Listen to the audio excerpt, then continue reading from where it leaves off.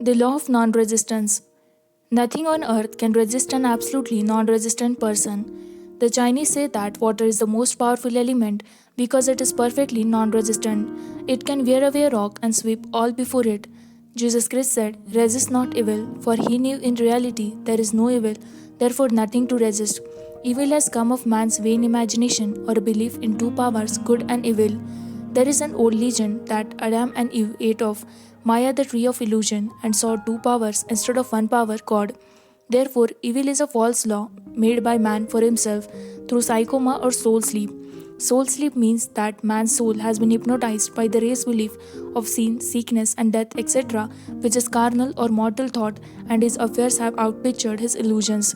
We have read in a preceding chapter that man's soul in his subconscious mind and whatever he feels deeply, good or bad, is outpictured by that faithful servant. His body and affairs show forth what he has been picturing. The sick man has pictured sickness, the poor man poverty, the rich man wealth. People often say, "Why does a little child attract illness when it is too young even to know what it means?" I answer that children are sensitive and receptive to the thoughts of others about them and often outpicture the fears of their parents. I heard a metaphysician once say, "If you do not run your subconscious mind yourself, someone else will run it for you." Mothers often unconsciously attract illness and disaster to their children by continually holding them in thoughts of fear and watching for symptoms. For example, a friend asked a woman if her little girl had measles. She replied promptly, "Not yet." This implied that she was expecting the illness and therefore preparing the way for what she did not want for herself and the child. However, man who is centered and established in right thinking, the man who sends out only goodwill to his fellow man and who is without fear, cannot be touched or influenced by the negative thoughts of others. In fact, he could then receive only good thoughts as he himself sends forth only good thoughts. Resistance is hell, for it places man in a state of torment. A metaphysician once gave me a wonderful recipe for taking every trick in the game of life. It is the acme of non resistance. He gave it in this way: "At one time in my life, I baptized children, and of course, they had many names. Now I no longer baptize children, but I baptize events, but I give every event the same name. If I have a failure, I baptize its success in the name of the Father, and of the Son, and of the Holy Ghost." In this, we see the great law of transmutation founded on non resistance. Through his spoken word, every failure was transmuted into success. For example, a woman who required money and who knew the spiritual law of opulence was thrown continually in a business way with a man who made her feel very poor. He talked lack and limitation, and she commenced to catch his poverty thoughts, so she disliked him and blamed him for her failure. She knew in order to demonstrate her supply, she must first feel that she had received a feeling of opulence, must precede its manifestation. It dawned upon her one day that she was resisting the situation and seeing two powers instead of one, so she blessed the man and baptized the situation success. She affirmed, "As there is only one power, God, this man is here for my good and my prosperity, just what he did not seem to be there for."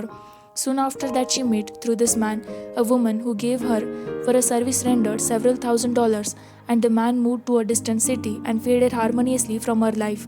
Make the statement, "Every man is a golden link in the chain of my good, for all men are God in manifestation, awaiting the opportunity given by man himself to serve the divine plan of his life." Bless your enemy and you rob him of his ammunition. His arrows will be transmuted into blessing. This law is true of nations as well as individuals. Bless a nation, send love and goodwill to every inhabitant, and it is robbed of its own power to harm. Man can only get the right idea of non resistance through spiritual understanding. My students have often said, "I don't want to be a dormant." I reply, "When you use non resistance with wisdom, no one will ever be able to walk over you." Another example, one day I was impatiently awaiting an important telephone call.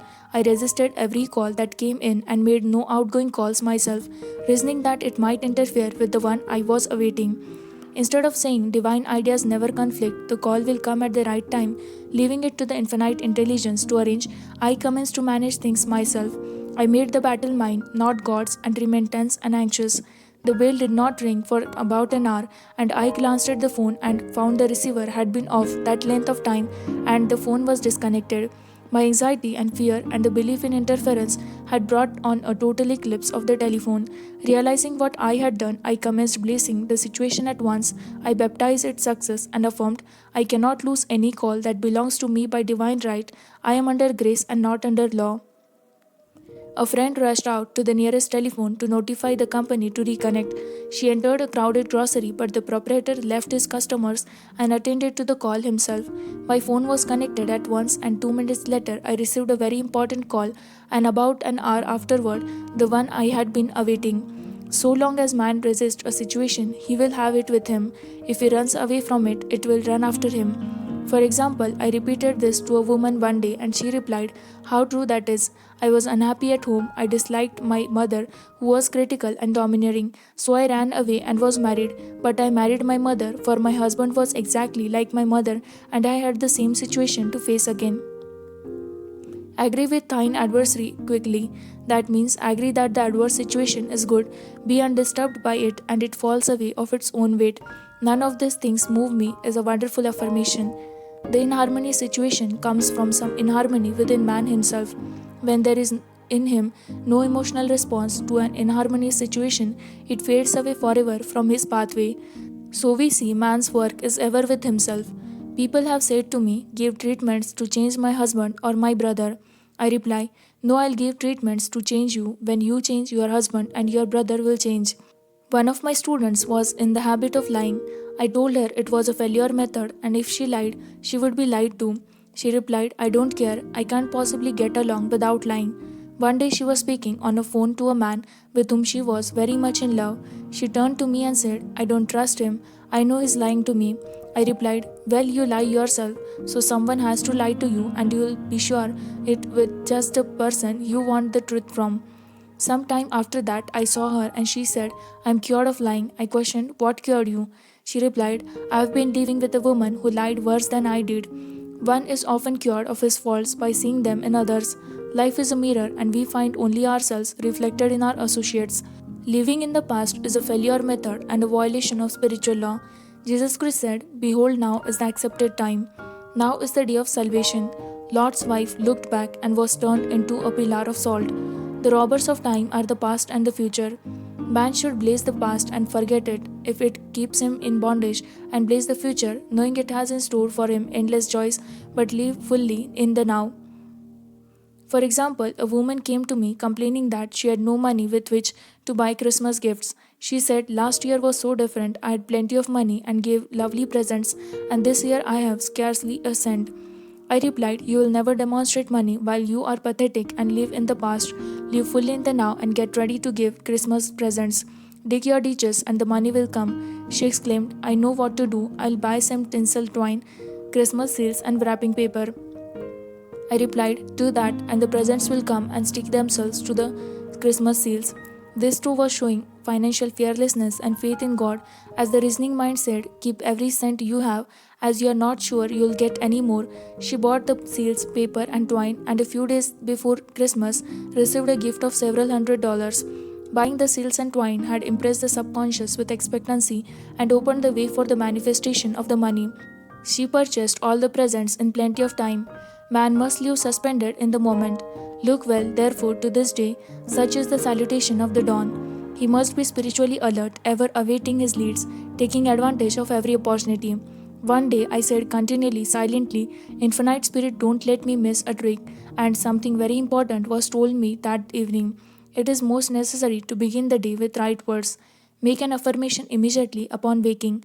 For example, Thy will be done this day. Today is a day of completion. I give thanks for this perfect day. Miracle shall follow miracle, and wonders shall never cease. Make this a habit, and one will see wonders and miracles come into his life. One morning I picked up a book and read, Look with wonder at that which is before you. It seemed to be my message for the day, so I repeated again and again, Look with wonder at that which is before you. At about noon, a large sum of money was given to me, which I had been desiring for certain purpose. In a following chapter, I will give affirmations that I have found most effective. However, one should never use an affirmation unless it is absolutely satisfying and convincing to his own consciousness, and often an affirmative is changed to suit different people. For example, the following has brought success to many. I have a wonderful work in a wonderful way. I give wonderful service for wonderful pay. I gave the first two lines to one of my students and she added the last two. It made a most powerful statement as there should always be perfect payment for perfect service, and a rhyme sinks easily into the subconscious.